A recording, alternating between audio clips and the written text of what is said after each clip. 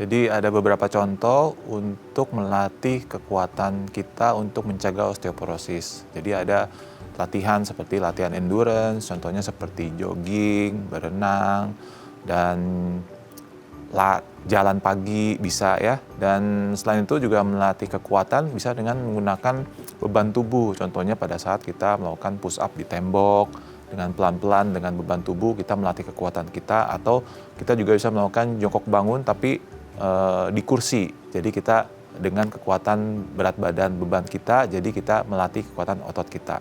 Selain itu juga dengan sepeda kita juga bisa mengkontrol atau menaikkan kekuatannya supaya beban genjotan kita jadi lebih berat untuk melatih kekuatan. Selain itu juga kita perlu melakukan latihan fleksibilitas. Fleksibilitas misalnya contohnya kita bisa melakukan yoga ya, atau juga fleksibilitas kita juga bisa dengan cara kita stretching pada sendi-sendi kita.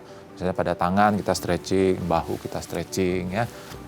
Terus juga bisa kita lakukan untuk keseimbangan. Kalau keseimbangan, latihan keseimbangan kita bisa dengan bantuan kursi, kita sambil pegang kursi atau kita pegang tembok, kita coba latihan berdiri pakai satu kaki, atau dengan pegangan sambil kursi kita coba latihan jinjit. Jinjit dengan menggunakan tumit dan dengan menggunakan heel-nya. Baik, Anda masih bersama kami di Bincang Sehati dan kita masih membahas tema kita hari ini seputar osteoporosis pada lansia. Nah, kalau Anda punya pertanyaan seputar tema kita hari ini atau Anda punya keluhan seputar kepadatan tulang Anda atau tulang Anda ketika Anda sudah memasuki usia 40, 50, 60, 70 ataupun lebih, boleh ya tanya-tanya di 021 290 3244 atau DM Instagram kami di @bincangsaati.tv. Kita masih bersama dengan Dr. Sebastian Miharja SPOT, dokter spesialis ortopedi dan traumatologi, subspesialis tangan, lengan, bedah mikro konsultan dari Rumah Sakit Mitra Keluarga Bekasi Timur. Oke dok, sebelum kita bahas lebih mendalam kenapa lansia mengalami osteoporosis, by definition secara medis dulu, osteoporosis itu seperti apa sih? Selama ini mungkin kita mengenal osteoporosis itu kayak, oh tulangnya keropos, terus patah, sesimpel itu kan. Tapi kalau secara medis sendiri, osteoporosis itu kondisi yang seperti apa sih? Kenapa akhirnya tulang itu bisa keropos gitu dok? Ya, jadi secara definisi itu osteoporosis itu adalah penyakit metabolik yang menyebabkan penurunan bone marrow mass, bone massa tulangnya. Jadi massa tulangnya menyusut. Jadi misalnya ini tulang ya, kita lingkar seperti ini contohnya. Terus makin usia kita mengalami penyusutan. Oh tulangnya mengecil? Nah, ibaratnya menyusut, mengecil gitu. Jadi densitasnya berkurang. Tapi secara mineral dari isi kandungan tulang itu masih normal sebenarnya. Oh berarti dia itu bukan, ibarat kata kalau itu kayak bukan isinya ya dok ya, tapi dia deformasi gitu atau gimana? Betul, jadi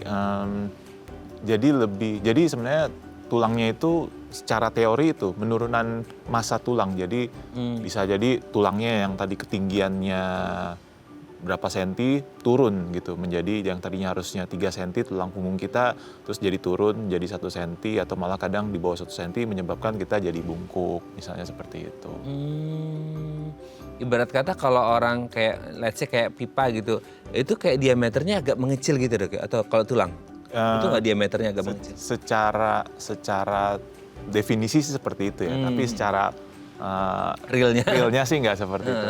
Ibaratnya cuma menurun aja massa tulangnya seperti itu. Oh, kan orang pikirnya gini dok, bukankah tulang itu adalah organ yang sangat kuat, sangat keras gitu ya? Kok bisa gitu, mengecil gitu, menyusut atau gimana? Iya, jadi tulang itu adalah betul tulang yang keras, tapi tulang itu kita harus mengerti bahwa tulang itu ada beberapa bagian ya. Jadi ibaratnya di bagian tengah, terus bagian agak ke distal mendekati sendi, sama bagian tulang yang dekat dengan sendi. Artinya ini namanya diafisis, metafisis, epifisis ya. Kandungannya beda-beda. Kalau tulang ini di sini kandungannya adalah cortical bone, kalau di sini adalah cancellous bone, dan di sini adalah tulang rawan. Cortical bone itu tulang yang compact, yang keras. Sedangkan tulang yang di daerah metafisis itu adalah tulang yang trabekular. Trabekular itu bentuknya seperti spons. Nah, disitulah letak di mana sering terjadi patah pada kasus osteoporosis. Gitu. Jadi tulang yang seperti spons tersebut. Gitu. Jadi dia bukan patahnya di daerah diafisis atau di daerah tengah-tengah, tapi di daerah metafisis gitu. Itu spons itu terbentuk kenapa ya dok? Bisa kayak ada bolong-bolongnya dong berarti? Iya betul, jadi tulang itu memang seperti pipa-pipa kecil, terus jadi ada lubang-lubangnya, jadi memang ada matriks-matriksnya, jadi memang ada komposisi-komposisinya dari tulang tersebut yang menyebabkan tulang itu nggak seperti semen keras gitu. Padat gitu ya? Iya, tapi dia ada lamela-lamela, ada lubang-lubang pipa-pipanya, betul. Tapi tulang yang sehat pasti ada seperti itu juga? Betul, ada seperti itu juga. Maksudnya kalau di osteoporosis bolong-bolongnya lebih banyak atau Betul, jadi dia punya sponsnya jadinya lubang-lubangnya jadi lebih banyak gitu. Jadi karena kurang padat jadinya rongganya jadi lebih banyak. Karena rongganya lebih banyak jadi lebih rapuh gitu. Lebih berongga di daerah metafisisnya. Nah, akhirnya rongga-rongga inilah yang bolong-bolong ini yang menyebabkan kepadatan tulangnya menurun. Betul. Sehingga akhirnya menyusut tadi gitu ya. Betul. Nah, sekarang kita cari tahu apa yang menyebabkan si bolong-bolong ini muncul. Namanya si spons-spons ini, si rongga-rongga ini muncul gitu dok. Iya, jadi untuk penyebabnya ya, sebenarnya penyebabnya sih paling sering kalau wanita ya pasti karena menopause ya. Karena usia menopause, di mana hormon estrogen itu mengalami penurunan, di mana hormon estrogen juga berpengaruh untuk proses penulangan pada tulang-tulang kita gitu. Jadi sebenarnya kalau ditelusuri lebih lanjut itu sebenarnya tulang kita sebenarnya bukan diem saja. Tulang kita tuh terus berubah setiap hari. Jadi ada yang jadi tulang kita tuh setiap harinya dia mengalami osteoklas, artinya tuh dia mengalami degenerasi. Diiringi dengan osteoblas masuk, artinya diiringi dengan regenerasi. Jadi tulang kita tuh selalu bersirkulasi juga sebenarnya. Nggak seperti darah yang kita anggap bersirkulasi, sebenarnya tulang kita juga mengalami sirkulasi tersebut. Jadi tulang kita diserap ke darah, terus terbentuk lagi tulang yang baru. Terus itu. Nah, pada saat satu penyakit yang namanya menopause itu, penyerapan tulang itu lebih cepat dibandingkan pembentukan yang baru. Gitu. Jadi nggak seimbang antara pengerusakan dan pembuatan yang baru. Gitu. Berarti dia cycle itu akan terjadi terus? Terjadi terus. Ada berhenti di satu titik tertentu atau enggak? Nggak berhenti, kecuali kita mati. Kalau kita berhenti ya. Itu berarti akan seumur hidup dia? Betul. Dari muda, kalau dari muda osteoblasnya lebih banyak daripada osteoklasnya. Kan gitu. Pada saat menopause, osteoklasnya lebih banyak dibandingkan osteoblasnya. Pembentukan remodeling kembalinya dengan degenerasinya, dia lebih banyak degenerasinya. Gitu. Oh, oke. Tapi kalau kita berbicara kayak kalau akhirnya itu cycle itu terjadi terus dan terutama pada wanita gitu ya, itu akan terjadi pada wanita pada umumnya atau bisa jadi pada case-case tertentu. Ini kondisi setiap wanita kan mungkin beda-beda gitu dok. Itu gimana? Bisa seperti itu kondisinya atau gimana? Ya, jadi proses itu nggak cuma terjadi pada wanita ya. Laki-laki juga terjadi proses itu. Cuman hormonnya saja. Jadi pada saat menopause hormon estrogennya menurun drastis. Jadi ibaratnya osteoklasnya atau degenerasinya itu lebih cepat. Pengerusakannya itu lebih cepat dibandingkan pembentukannya. Sedangkan kalau laki-laki, hormon estrogen itu ada terus, malah kadang menurut penelitian bisa sampai umur 70 tahun masih ada terus untuk hormon testosteron. Ya, dok, ya? Testosteron. Testosteron. Ya, kalau cowok testosteron, kalau cewek estrogen. Testosteron itu sama fungsinya hormon untuk menjaga juga untuk kekuatan tulang dan otot tersebut. Sedangkan kalau testosteron itu karena diproduksi terus, jadi terjadi keseimbangan antara osteoklas dan osteoblas tersebut. Gitu. Oke. Jadi memang wanita yang menjelang menopause atau menopause ini rentan karena mungkin produksi estrogennya menurun.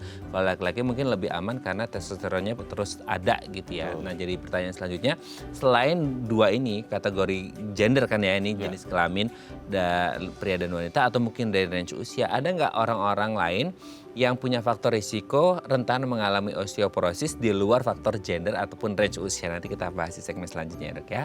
Oke pemirsa, kami akan kembali saat lagi tetap bersama kami di Bincang Saat.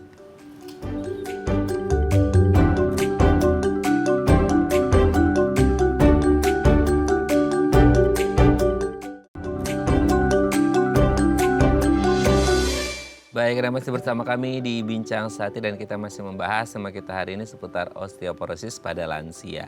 Nah, kalau Anda punya permasalahan seputar osteoporosis atau tulang Anda menjelang usia Anda lansia atau yang sudah lansia, boleh ya tanya-tanya di 021 290 3244 atau DM Instagram kami di @bincangsati.itv. Kita masih bersama dengan Dr. Sebastian Miharja SPOT, dokter spesialis ortopedi dan traumatologi, subspesialis tangan, lengan, bedah, mikro, konsultan dari Rumah Sakit Mitra Keluarga Bekasi Timur. Oke dok, tadi kan sudah dijelaskan ada 2 kategori ya. Yang pertama adalah dari jenis kelamin, ternyata wanita itu lebih berisiko dibandingkan pria karena mungkin produksi hormon estrogennya menurun seiring bertambahnya umur. Kalau pria mungkin karena masih ada testosteronnya masih lumayan terproteksi lah gitu ya. Nah yang kedua adalah range usia, lansia dan wanita. Nah itu dua komposisi combo tuh dok ya gitu. Nah selain 2 ini, ada nggak orang-orang yang mungkin punya kondisi khusus atau gangguan khusus pada kepadatan tulangnya? Itu dimulai entah karena dia masalah kongenital dari lahir gitu ya, atau mungkin ada karena pernah ada trauma dan lain sebagainya sehingga akhirnya kepadatan tulangnya itu jauh sebelum lansia itu sudah ada gangguan sehingga mereka sebelum lansia pun mereka rentan mengalami osteoporosis atau gimana dok? Betul. Jadi osteoporosis itu sebenarnya ada yang primer. Primer itu tadi ya, yang kategori 1 itu di mana karena usia menopause, kategori 2 itu karena usia senilis di atas 70 tahun.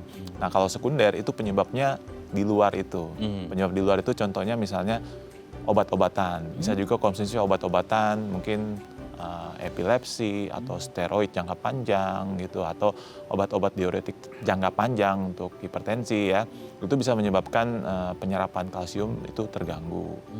Terus juga untuk selain obat-obatan juga sebenarnya ada juga penyakit lain seperti penyakit genetik tadi disebut ya, seperti osteogenesis imperfecta, di mana tulangnya itu seperti tulang kaca atau brittle bone. Itu masalahnya di kandungannya. Jadi kalau tadi bone mass itu ibaratnya pipa itu kalau osteoporosis dia menyusut, tapi kalau osteogenesis imperfecta masalahnya di komposisinya. Komposisi dari tulang tersebut. Tulang tersebut masanya masih seperti ini, tapi komposisinya di mana dia kekurangan satu komposisi, contohnya kolagen.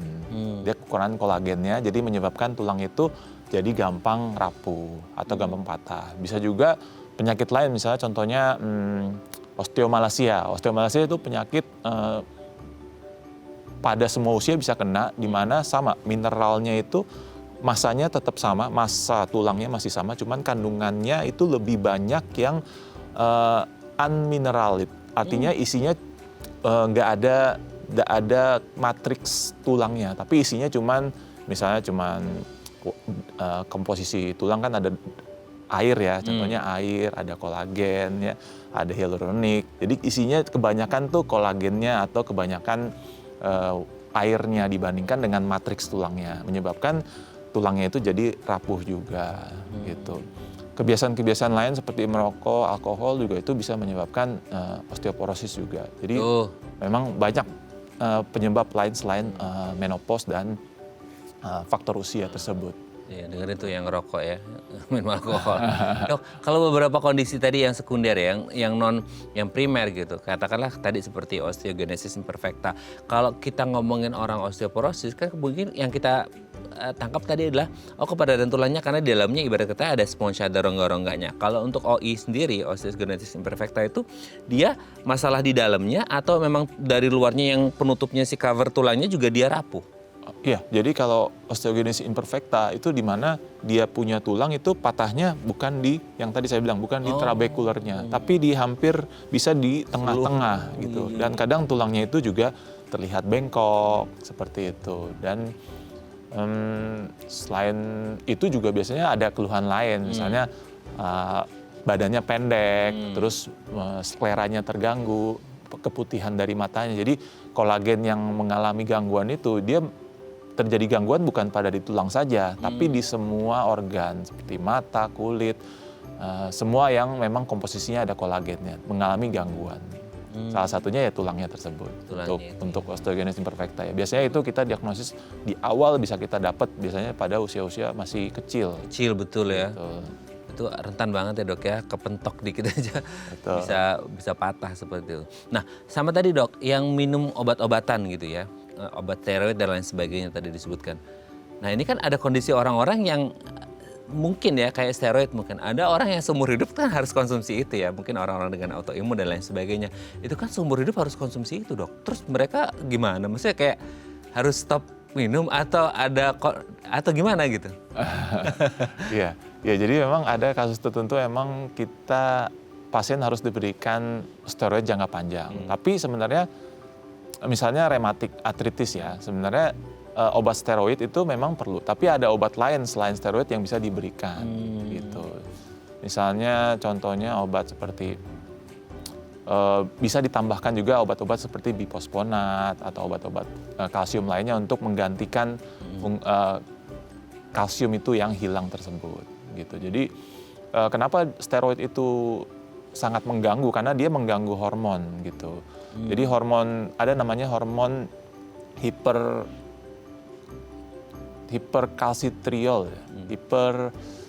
di mana hormon itu terbentuk di kelenjar otak kita, itu fungsinya juga untuk menjaga kekuatan tulang, terus menjaga kekuatan otot, memperbaiki mood gitu. Tapi kalau kita terlalu banyak berlebihan steroidnya, hiperkortisolnya, itu menyebabkan kita malah mukanya jadi moon face, terlalu banyak akne, terus kita banyak tumpukan lemak, itu jadi mengganggu, selain mengganggu tensi kita terganggu, gula darah kita terganggu, tulang kita terganggu, moodnya juga terganggu, itu dimana penyakit itu terlalu terlebihan dengan steroid tersebut. Oke. Jadi memang ada beberapa kondisi ya. Nah ini mungkin harus dikonsultasikan dengan dokter terkait ya untuk menentukan seperti apa. Karena mungkin ada beberapa orang yang harus mengkonsumsi obat-obatan tertentu yang akhirnya mungkin mengganggu kondisi kalsiumnya dalam jangka waktu yang panjang. Harus disesuaikan seperti itu. Dok, tapi gini, kalau kita ngomong osteoporosis itu kadang-kadang gini, nggak tahu ya, ini mungkin orang awam ya. Mereka itu kayak kebingungan sebenarnya osteoporosis sama kayak kondisi yang lain ya dok. Mungkin mereka lihatnya sama, meskipun mungkin di pandangan tenaga medis pasti beda itu dokter gitu ya. Kayak pengapuran gitu dok, itu beda nggak sih kondisinya? Karena kan sama-sama kayak ya akan rapuh juga atau gimana? Betul, jadi kalau osteoporosis itu terjadi pada tulang ya, tulang keringnya ya. Tapi kalau pengapuran atau osteoartritis, itu terjadi pada tulang rawannya. Jadi antara tulang kering dan tulang rawan itu berbeda. Tulang rawan itu adalah bagian sendi kita, di mana tulang rawan itu seperti mulus ya, jelly. Jadi dia bisa, supaya pada saat sendi kita bergerak dia tidak ada friction gitu. Jadi pada saat dia mengalami pengapuran, tulang rawannya mengalami kerusakan, menyebabkan terjadi friction yang lebih besar pada sendi tersebut, menyebabkan gesekan dan akibatnya mengalami peradangan, akibatnya rusak juga atau bengkok posisi lutut misalnya atau tangan menjadi bengkok seperti itu. Jadi itu dua kasus yang berbeda. Dua kasus yang berbeda ya, osteoporosis dan juga osteoartritis itu beda ya antara osteoporosis dan juga pengapuran. Oke dok, nanti kita lanjut lagi ya di segmen selanjutnya ya. Oke pemirsa, kami akan kembali saat lagi tetap bersama kami di Bincang Sehati.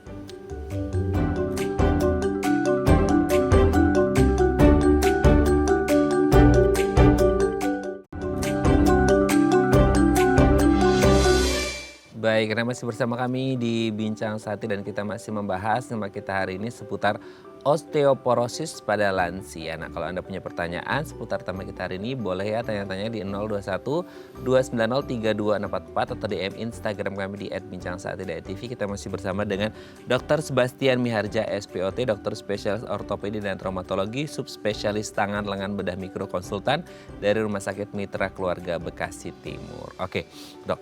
Tadi kan sudah beda ya kalau ada yang berpikir pengapuran sama osteoporosis. Nah sekarang kita ke titiknya. Titik osteoporosis ini sendiri paling banyak itu kalau kita kepikiran kepadatan tulang menurun, rapuh, mudah patah. Apakah sebagian besar itu ada di tulang di kaki kita atau kayak gini? Ya karena kita berpikir ini kan tulang kaki yang menopang tubuh kita. Sehingga akhirnya di sini yang rentan terjadi. Plus satu lagi. Berarti ada satu faktor resiko kalau kita ngomongin tulang kaki yang menopang tubuh kita, orang-orang dengan obesitas juga rentan dong, atau gimana dong? Betul. Ya, jadi pasien-pasien yang sering mengalami osteoporosis, yang sering mengalami fraktur juga, itu pada tulang yang ada weight bearing atau pada daerah yang ada tekanannya pada tubuh. Contohnya paling sering tuh daerah panggul sama daerah tulang punggung. Jadi kalau daerah lutut itu memang jarang sekali sih terjadi osteoporosis ya, karena lebih orang keluhannya ke osteoartritis kalau lutut ya. Tapi kalau patah di daerah panggul itu banyak sekali kasusnya, dan patah juga di daerah tulang punggung. Selain itu juga letak dari osteoporosis juga paling sering pada kalau ekstremitas atas ya, itu paling sering pada pergelangan tangan dan pada sendi bahu gitu. Jadi jatuh posisi menahan lantai atau jatuh terbentur tembok itu bisa mengalami gampang rentan sekali patah pada kasus osteoporosis. Ya, pada dasarnya sih hampir semua tulang juga mengalami osteoporosis, tapi yang paling sering terjadi patah di daerah tersebut. Kalau untuk ekstremitas bawah itu panggul dan tulang punggung, dan ekstremitas atas adalah pergelangan tangan dan bahu. Gitu. Ngomong-ngomong tentang weight bearing tadi, berarti yang obesitas berisik nggak dok? Betul, jadi faktor resiko memang ada yang bisa dimodifikasi, ada yang tidak bisa dimodifikasi ya ibaratnya. Yang tidak bisa, faktor resiko yang tidak bisa dimodifikasi ya pasti usia, wanita, jenis kelamin. Betul, jenis kelamin. Tapi ya faktor-faktor yang bisa dimodifikasi ya pasti orang yang obesitas, yang jarang bergerak, aktivitas olahraganya berkurang, entah alkohol, hama merokok, hama minum obat-obatan yang jangka panjang, itu juga menyebabkan faktor resikonya juga meningkat. Gitu. Dimana kalau obesitas itu dimana komposisi otot dan lemaknya lebih banyak dibandingkan dengan ototnya. Otot itu selalu berjalan berbarengan dengan tulang gitu. Kalau otot kuat pasti tulang kuat. Gitu. Oke, sejalan ya. Jalan. Seiring. Oke, nah kan kalau kita berbicara masalah osteoporosis ini bukan kejadian semalam ya dok ya. Ini kan pasti prosesnya panjang kan, kronis gitu. Nah itu tuh gejala-gejala klinis yang di awal itu bisa dirasakan nggak sih sama orang-orang bahwa oh ini akan menuju ke osteoporosis. Tapi karena dia sifatnya kronis, panjang, menahun, orang kadang-kadang agak nggak notice dengan kondisi itu atau gimana dok? Ya betul, jadi untuk men-screening awal, tapi kalau untuk wanita sih gampang ya. Jadi untuk men-screening awal tuh biasanya dari tinggi badan yang tadi saya bilang. Jadi dari tulang punggung kita yang misalnya tulang punggung kan tuh tersusun seperti rumah susun ya, dari lantai bawah sampai lantai atas gitu ya. Dan setiap rumah susun tuh ada ketinggian dari tulangnya masing-masing gitu. Misalnya tinggiannya normalnya sekitar 3 cm, bisa turun sampai 1 cm. Dan itu dimana menyebabkan tinggi badan perempuan lama-lama jadi turun. Sebenarnya bukan turun tapi dia membungkuk. Karena dia membungkuk jadi dia menurun gitu tinggi badannya. Itu yang screening awal yang bisa kita lakukan untuk mengetahui osteoporosisnya. Atau kadang pasien-pasien saya yang suka pakai baju dress panjang, yang dulunya dressnya ini cuma sampai mata kaki, sekarang kok dressnya tuh bisa sampai ke lantai ya dok. Nah itu karena bukan dressnya yang melar, tapi emang tinggi badan kita yang menurun, jadi dressnya itu bisa nyentuh sampai ke lantai. Gitu. Kalau ngomongin kayak membungkuk kan memang kebanyakan lansia itu orang pikirnya ya pasti akan membungkuk gitu ya dok. Berarti bungkuk itu adalah salah satu gejala dari osteoporosis kah? Betul. Semua case bungkuk itu? Bisa juga karena dari postur, tapi biasanya kalau untuk wanita usia lanjut itu berhubungannya sama osteoporosis ini, untuk posisi bungkuk. Oke. Tapi selain bungkuk kan udah kelihatan banget tuh dok. Maksudnya entah dia agak nyeri kayak sakit kayak atau apa, itu ada nggak kerasa? Atau benar-benar kayak sampai patah baru kerasa gitu atau gimana? Ya jadi kalau kita ngomongin tulang punggung ya, kita ngomongin banyak struktur tulang punggung. Misalnya dari cervical, torakal itu punggung. Ada bagian lumbal pinggang. Orang paling sering nyeri daerah pinggang. Ya. Sedangkan untuk osteoporosis paling sering daerah punggung dan torakal. Kenapa dia membungkuk tapi dia nggak sakit? Kadang karena apa? Karena di tulang punggung kita ada punya yang namanya tulang rusuk. Gitu. Jadi karena tulang punggung kita di backup sama tulang rusuknya, jadi dia kadang nggak merasa sakit gitu di tulang punggungnya. Tapi beda kalau terjadi di tulang pinggang. Di tulang pinggang itu atau daerah lumbal itu dia punya tulang punggung yang dia mensupport itu cuma otot, nggak ada tulang rusuk yang untuk mensupportnya. Jadi kadang memang lebih sering terjadi sakit di daerah pinggang. Tapi daerah pinggang itu belum tentu dia keropos. Bisa jadi itu ada masalah tadi pada peradangan sendinya, yaitu sendi bantalan sendi pada daerah tulang pinggang atau daerah lumbal. Oke, Dok, sebelum kita lanjut, ini ada penelpon, kita sapa terlebih dahulu ya. Halo, selamat pagi, dengan siapa, di mana? Saya Lukman di Cengkareng, Pak. Pak Lukman di Cengkareng, aduh tetangga saya ini. Ya, Pak Lukman, sama-sama di Cengkareng kita. Pak Lukman mau tanya apa ke Dokter Sebastian, silakan. Oh ini Pak, jadi saya itu mengkonsumsi suplemen yang namanya glukosamin, chondroitin, dan MSM. Nah, apakah itu bisa menanggulangi osteoporosis? Karena usia saya kan udah lanjut lah, 69 tahun. Oke. Itu aja sih Pak, cuma mau nanya sebelum mengenai suplemen itu apakah bisa menanggulangi osteoporosis? Oke, sebelum dijawab Dok, dokter ada yang ditanyakan ke Pak Lukman? Cukup. Atau sudah jelas? Jelas. Oke ya, tidak tanya riwayat-riwayat kesehatan yang lain, tidak? Itu sudah jelas, sudah jelas ya. Oke, baik, terima kasih Pak Lukman yang ada di Jakarta Barat. Kita akan coba jawab, tapi nanti ya Pak ya, setelah break ya, kita break terlebih dahulu. Terima kasih Pak Lukman, semoga sehat selalu bersama keluarga di rumah Pak Lukman ya. Oke pemirsa, kami akan kembali saat lagi, kita bersama kami di Bincang Sehati.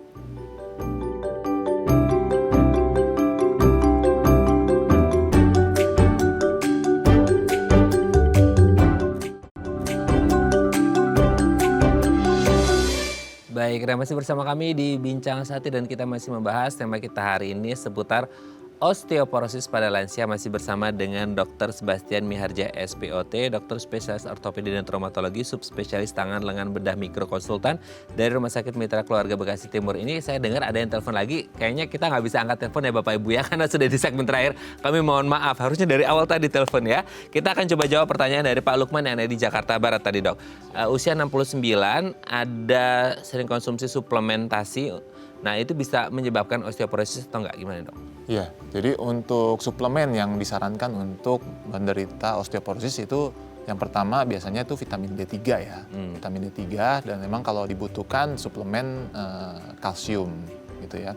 Nah untuk penanya tadi menanyakan suplemen glukosamin chondroitin. Sebenarnya komposisi dari chondroitin itu banyak terdapat di tulang rawan, bukan di tulang keringnya. Jadi emang suplemen itu biasanya diperuntukkan untuk kasus-kasus yang pada sendi, sakit daerah sendi, sakit pada daerah tulang rawan, bukan pada daerah osteoporosis di mana tulang keringnya yang bermasalah. Gitu. Jadi boleh-boleh aja dikonsumsi untuk sakit apabila pasien mengalami keluhan nyeri pada sendi, suplemen itu boleh. Tapi lebih tepatnya untuk kasus osteoporosis itu lebih baik ke vitamin D3 dan kalsium. D3-nya berapa banyaknya itu, dosisnya gimana Dok? Ya, jadi sebenarnya untuk dosisnya rata-rata untuk per hari untuk minum sebenarnya di literatur sekitar 600 sampai 800 IU itu sebenarnya cukup. Cuman memang kan untuk zaman sekarang vitamin D3 itu bukan untuk tulang saja tapi untuk imun, untuk macam-macam ya. Jadi bisa direkomendasikan bisa tinggi sampai kadang 5.000, kadang 10.000 masih ditoleransi. Tapi saran saya sebaiknya kalau emang mau memberikan suplemen, mungkin bisa juga kita cek dulu. Jadi dari pemeriksaan laboratorium kita bisa cek menentukan kadar vitamin D dalam darah, kita juga bisa menentukan kadar kalsium dalam darah. Karena kalau vitamin D kita berlebihan atau kalsium kita berlebihan, bisa menyebabkan penyakit lain. Oh, tuh ya, karena orang pikirnya kayak, udah Dok saya 10.000 IU aja deh gitu. biar kenceng gitu ya. Padahal dibutuhin cuma 600 sampai 800 tadi ya standarnya gitu ya. Nah itu juga harus, apalagi kemarin ya waktu pandemi ya Dok ya, orang pada nyariin 10.000 tuh susah banget gitu ya. Nah ini semoga bisa menjawab pertanyaan Pak Lukman yang ada di Jakarta Barat. Kalau tadi yang diminum suplemennya untuk tulang rawannya, kalau untuk tulang keringnya bisa konsumsi D3 atau beberapa yang sudah disebutkan oleh Dokter Sebastian tadi. Terima kasih sudah menghubungi kami Pak Lukman dan semoga sehat selalu bersama keluarga di Cengkareng ya. Oke Dok, kita lanjut lagi. Untuk menegakkan diagnosis bahwa orang ini osteoporosis itu hanya sekadar dari tadi ya, dari kelihatannya atau dari anamnesis atau ada kelanjutan untuk pemeriksaan menegakkan diagnosisnya? Ya, jadi untuk yang tadi saya sempat jelaskan di awal ada pemeriksaan yang namanya DEXA scan atau bone mineral density. Itu kita bisa melihat berapa grafik atau berapa skor pasien tersebut. Biasanya kita bandingkan dengan usia seumurannya atau kita bandingkan juga dengan usia muda produktif, biasanya usia 30. Jadi dia ada range-nya di mana kalau rata-rata kalau dibilang osteoporosis itu hasilnya tuh di bawah minus 2,5. Jadi minusnya lebih besar lagi minusnya itu kita sebut dengan osteoporosis. Gitu. Kalau akhirnya sudah ditegakkan diagnosis bahwa ini benar osteoporosis Pak, Bu, kelanjutannya seperti apa? Untuk bisakah itu kepadatan tulangnya dipadatkan lagi atau untuk meminimalkan risiko patah dan lain sebagainya aja? Atau gimana? Betul. Jadi penanganannya pasti secara life modification dulu ya, secara gaya hidup dulu. Apa sih ini penyebabnya kenapa dia bisa osteoporosis, entah gaya hidupnya. Konservatif dulu ya Dok ya. Betul, apakah malas aktivitas atau ada obat-obatan tertentu yang harus mungkin bisa dikurangin dosisnya atau di stop gitu untuk mengurangi angkanya. Dan memang kepadatan ini bisa untuk naik, cuman seenggaknya kita lebih ke menjaga supaya dipantau supaya kepadatannya tidak tambah menurun gitu. Jadi targetnya paling untuk menahan saja supaya dia tidak tambah menurun seiring dengan bertambahnya usia. Bisa dipadatin lebih kayak muda lagi nggak Dok? Nggak bisa. Oke Dok, kalau untuk obat katakanlah bisa di stop atau bisa dikonversi gitu ya. Ada celahnya untuk ngakalin deh gitu. Nah kalau untuk yang kayak aktivitas fisiknya kurang berolahraga, nah Dok ini kan osteoporosis olahraga patah pula nanti dia kan gitu, gimana Dok? Jadi olahraga yang disarankan pasti olahraga yang non impact ya atau tidak kompetitif gitu olahraganya. Olahraga yang kardio juga bagus, misalnya seperti jalan, olahraga seperti berenang atau sepeda statis itu kan untuk melatih ototnya. Yang tadi saya bilang otot itu selalu berjalan seiringan dengan tulang gitu. Jadi kalau kita kesannya otot itu kan sepeda itu kan nggak ada beban terhadap tulang ya, cuman ototnya saja gitu. Jadi kalau ototnya kuat pasti tulangnya juga kuat gitu. Jadi yang olahraga ringan saja gitu. Nggak harus kita main tenis atau main sepak bola gitu atau main bulu tangkis gitu. Main pedal itu. Jadi olahraga di rumah pun bisa kita. Atau senam-senam kecil seperti yoga seperti itu. Dan jangan lupa juga sinar. Sesimpel kayak jogging jalan kaki pagi hari? Boleh. Kan standarnya ada tuh Dok kayak 150 menit per minggu gitu ya. Itu standar itu atau kayaknya disesuaikan deh karena ini kondisinya lebih buruk kayaknya nggak nyampe segitu juga aman atau kayak diukur dulu atau gimana Dok? Ya jadi yang pasti olahraga sih pasti bertahap ya. Semua bertahap, nggak bisa langsung mau ada targetnya gitu. Semua target sih bagus gitu ya.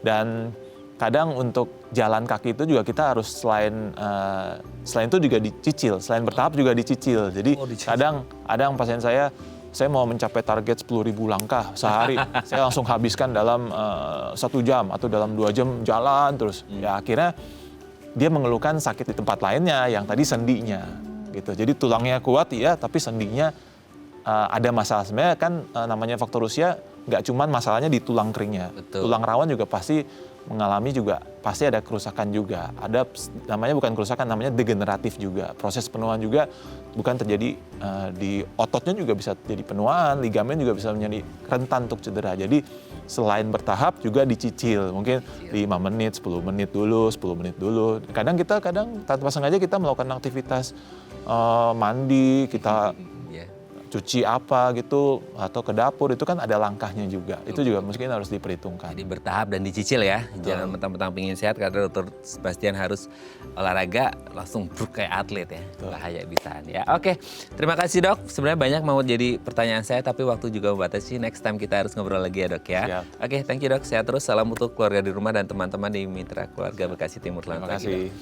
Oke pemirsa, itu tadi perbincangan kita dengan Dr. Sebastian. Semoga bermanfaat ya. Dan jangan lupa untuk terus menyaksikan konten-konten inspiratif kami di platform Daai Plus. Saya Raden Matlias pamit. Sampai jumpa dan selamat kembali beraktivitas di hari Senin yang indah ini. Ingat dari muda Anda jaga kesehatan tulang Anda supaya tidak mengalami osteoporosis di usia tua nanti ya. Jangan lupa makan makanan yang sehat dan penuhi kalsium Anda. Sampai jumpa. Terima kasih.